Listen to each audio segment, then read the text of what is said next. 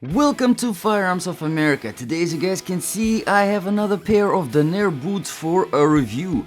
I haven't had Danner on this channel for a while, so I am very excited. Especially because these are the tactical boots from Danner. The new Danner Kinetic GTX tactical military boots from Danner. And to give you a brief overview, excellent boot, really awesome quality, nicely built, GTX waterproofing. If you know, you know. Very good waterproofing technology, which we will talk about later. They run definitely true to the size.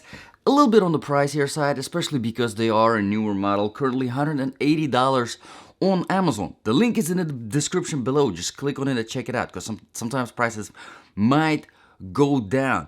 Alright, if you are ready for the whole review, let's get into it. As some of you already know, this review is specifically for my ultimate survival boots section. Yes, if these were the boots that you were wearing, or maybe you had them in the house and something bad happened, and you were putting them on, leaving the house because something bad happened and you had to leave and go somewhere where it is safe, and you had to travel for very long distances, walking for extended periods of time, running, climbing, fighting, I don't know, do whatever that is necessary to survive. Would these be good to survive in? Now, how do we make the judgment? We make the judgment based on 8 different criteria. Let's begin. Criteria number 1, of course, one of the more important ones, comfort level. Yes, and in order to test the comfort level of all the boots that I review on this channel, I do a 3-mile run without stopping, and then a 5-mile walk. Again, no pauses in between, no stopping, and then I continue wearing the boot for the rest of the day. Well, not boots, because, you know, not just one foot, but plural. Yeah, I continue wearing them for the rest of the day so that the total wear time is between 7 and 8 hours. And let me tell you guys, I am definitely impressed with the comfort level of these boots. Probably one of the most comfortable tactical boots that I have reviewed on this channel so far. And there are a few factors that contribute to that comfort level. First of all, of course, the weight. And let's see exactly how heavy or light these boots are. This is size 10. And as you can see, 24.2. I think for a waterproof boot with that much of the protection, which we will talk about later, and the waterproofing, which I already mentioned, and considering that it is a full-size boot, 24 is not that bad. Now, to give you kind of a reference to the numbers, if you want something that feels lightweight, that you are able to walk for extended periods of time, run, without feeling fatigue from the weight on your feet, because you will feel fatigue regardless. You know, if you're running, if you're walking for extended periods of time, you're putting in the effort, you will feel fatigue. All right, that's kind of normal. Alrighty, but from the weight on your feet, you want something under 20 ounce. These are just a little bit over 20 ounce, not too bad, only 4 ounce. Definitely will feel a little bit of the weight, but again, considering what these boots offer, that is very impressive. Alright, a few other factors that contribute to the comfort level: flexibility of the bottom sole, and that helps especially whenever you're running, very important, so that you can run properly. And as you can see, in spite of this massive outsole, which gives you a lot of protection, which we'll talk about later, it is still very flexible. So pretty good. Now, of course, we do have our inner sole, which definitely contributes to the comfort level. And let me take it out so that you can see what it looks like, because Danner, they are actually known for pretty good outsoles most of the times. Now, this is very basic, nothing crazy over here. There's decent amount of cushioning, more than usual, I would say, more than usual, that you would get on your typical boot, which is good specifically here in this boot because there's really nothing else. There is no other layer of cushioning or anything like that once you remove the inner sole, so pretty good. And you do have some extra jelly type of whatever here in the heel, which definitely helps to absorb some of the impact, especially helpful whenever you're running. Pretty good. And then of course you do have all the padding here, as you can see on the tongue. There's sufficient amount of padding. Very, very good. I'm very happy about that. Usually on the tactical boots, manufacturers tend to skip the padding on the tongue and in the shaft because they expect you to wear thick socks or whatever to kind of give you that padding. But here, you don't even need to wear socks, honestly. You'll still be comfortable because there is decent amount of padding here in the shaft. And once we go inside, you do still have a little bit of soft padding going on around the boot. Not much in the toe box.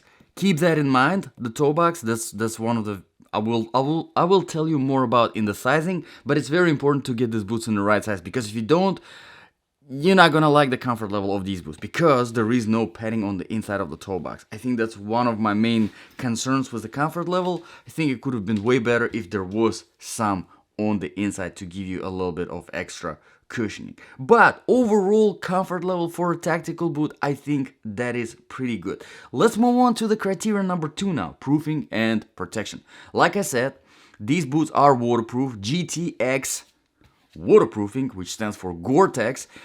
Basically, GORE-TEX is just a fancy waterproofing technology. It is very good. It is a special membrane that is implemented into the fabric of the boot, and it is lightweight. It is breathable. It definitely does provide waterproofing, but the only downside of GORE-TEX is it's on the pricier side. So that's where we get the $180 price tag. Usually with the GORE-TEX, if you have a GTX in the boot, expect the boot to be probably good $50 more expensive than a non-GORE-TEX version, if they have that. Not sure if they have non-GORE-TEX version for these boots, but like I said, the Amazon link is in the description below. You can check it out. Whenever it comes to the waterproofing, you probably notice the gusseted tongue. It does not utilize the whole length of the shaft, which is a little bit disappointing. They could have done another inch at least of the waterproofing, which would have been nice. But even with that, you still get a good 6.5, 7 inches of waterproofing, which I mean honestly is pretty good. It's typically should be more than enough. So waterproofing wise, great. Now let's talk a little bit about the protection. You don't really have much toe protection. Well, I mean, it is leather, right? So you do have the durability of the leather, and there is a little bit of the reinforcement in the toe, which goes probably about 2.5 inches out, which I do like. But still, this is not a composite toe. This is not a steel toe. So if that's what you're looking for, this is not the one. So if you drop something heavy on your toe, you will definitely feel it here. Of course, the same goes for the shaft.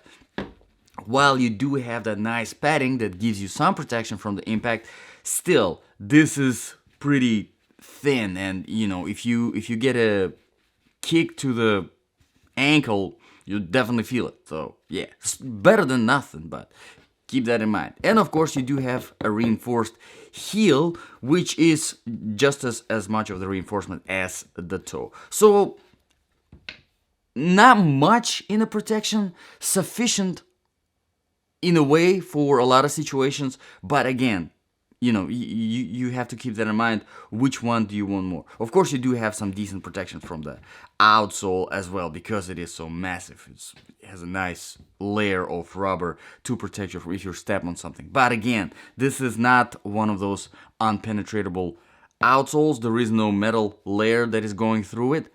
So if you step on a nail, well, you will definitely feel the nail in your foot. Not gonna feel good. Alrighty, let's move on to the criteria number 3. Quality and the design features. Now, Danner, they have been out since 1930s, right? Making boots. So they know how to make boots.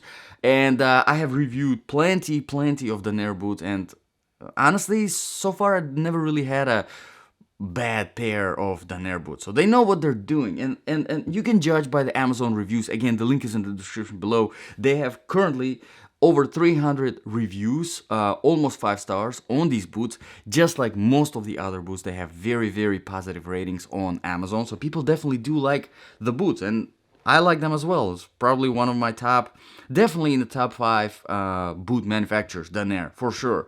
Now, whenever it comes to the design features now, usually here I talk about the lacing system.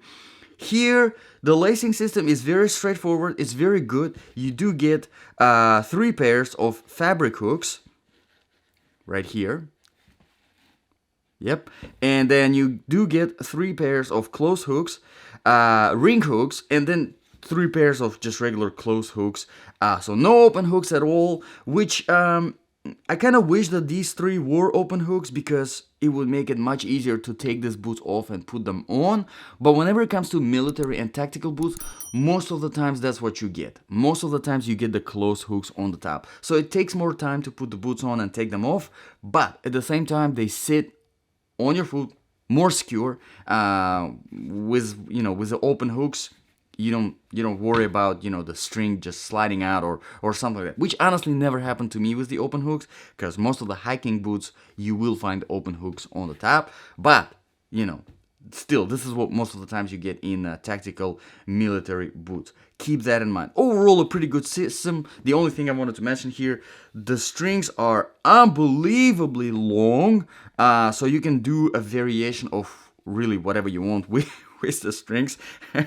But in case you need a cord, right, you have some strings on you. But nicely, Danner, I think that's a great idea that Danner did here. They implemented a pocket here on the front of the tongue, which you would find in your quick lace boots with a quick lace lacing system. So here, after you're done lacing, you can just stuff the excess lace strings here in this pocket.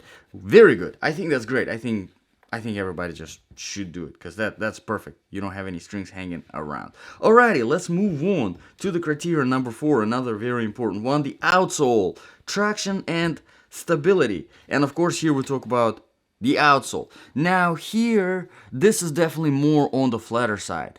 And whenever it comes to testing the outsole, what I do is, whenever I do my run and the walk, I do it on the variety of different surfaces. I start with the older asphalt, and then I go to the newer tarmac, and then I go into the sand, dry sand, wet sand, then the dry grass, wet grass, rocky road, some trail surface, and finishing up on some marble and tile.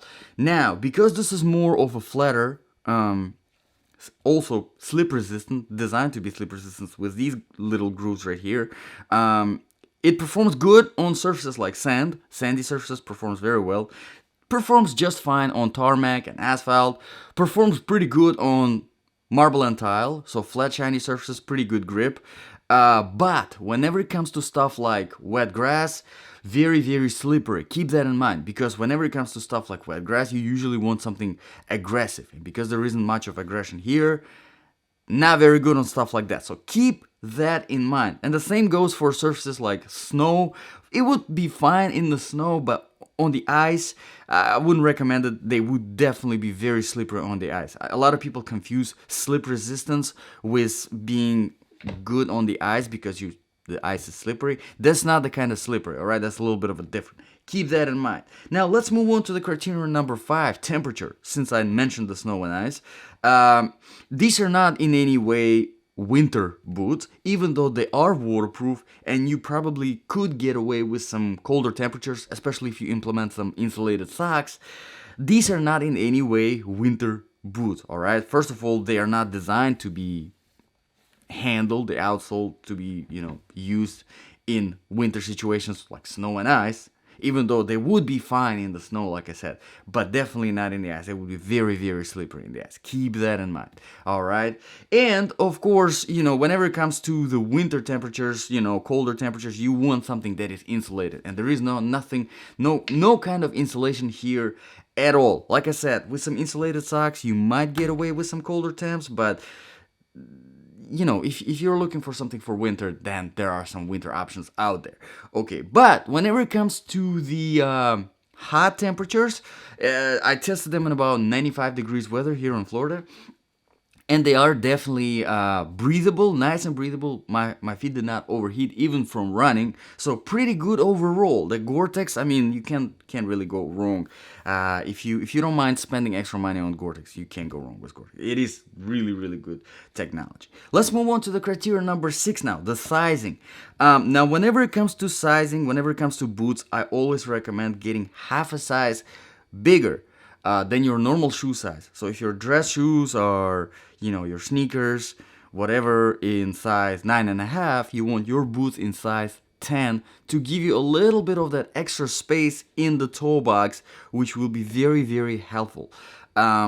Here it is especially important to have that little bit of extra space because, like I've mentioned in the beginning of the video, you don't really have no cushioning on the inside of the toe box. So if your toe is touching the front of the toe box, which is usually what happens when you get your correct perfect size, right? It's touching a little bit, you will get fatigued. Not gonna feel good, especially if some heels are involved, going up the hill, going down the hill, you will feel it. So keep that in mind. Let's move on to the criteria number 7 now, the balance of application. Alrighty, so if something bad really did happen, right, and you had to leave your house, you had to walk, you had to run, you had to fight, climb, do whatever that is necessary to survive, would these be good boots for your survival? I think if you don't have any kind of winter involved in between, any kind of ice or snow, or maybe wet grass for that matter, yeah, that would be a great option, honestly. Great amount of protection, great waterproofing, overall pretty good outsole. Again, nothing slippery like wet grass or ice. Other than that, performs very good on everything else. And the best part about these boots is that they're very comfortable. I think that's one of the main things that really kind of attracts me in these boots is the comfort level. Like I said, probably one of the most comfortable, definitely in the top 5 most comfortable boots that I have reviewed, tactical boots, on this channel. Most of the times, for whatever reason, whenever it comes to tactical boots, it's just you sacrifice comfort. You sacrifice comfort. I don't know why. Not here though. Here, Danner definitely did pay attention to the comfort level, and that makes me really happy. But let's move on to the very final criterion here, the price. Like I said in the beginning, the price is a little bit on the pricier side. All right, currently $180 on Amazon. The link is in the description below. Definitely on the pricier side, definitely a lot of very serious competition in that price range. But again, keep in mind, one of the main reasons is because of the Gore-Tex. So if there is a non-Gore-Tex version, maybe waterproof, maybe it's just a standard Danner Dry, which is Danner waterproofing technology. In my experience, it worked just as good as Gore-Tex, might not be as breathable, might be a little bit heavier than Gore-Tex, but way cheaper. So if you are, if you want to save some money, you might try to find something with Danner Dry instead of Gore-Tex. So let me know in the comments below, guys, what do you think about these boots? Would you consider them as your main tactical boots? Would you consider them as your ultimate survival boots? If you have any requests for reviews, again, drop them in the comments below. I always look out for those, put them on my special to-do list. And if I come around that stuff, like this, for example, this has been requested a couple of times, I do them as the priority. Thank you very much, guys, for watching. If this was helpful, please consider subscribing and giving the thumbs up, or yeah, there, down there. And thanks for watching. I'll see you guys in the next video.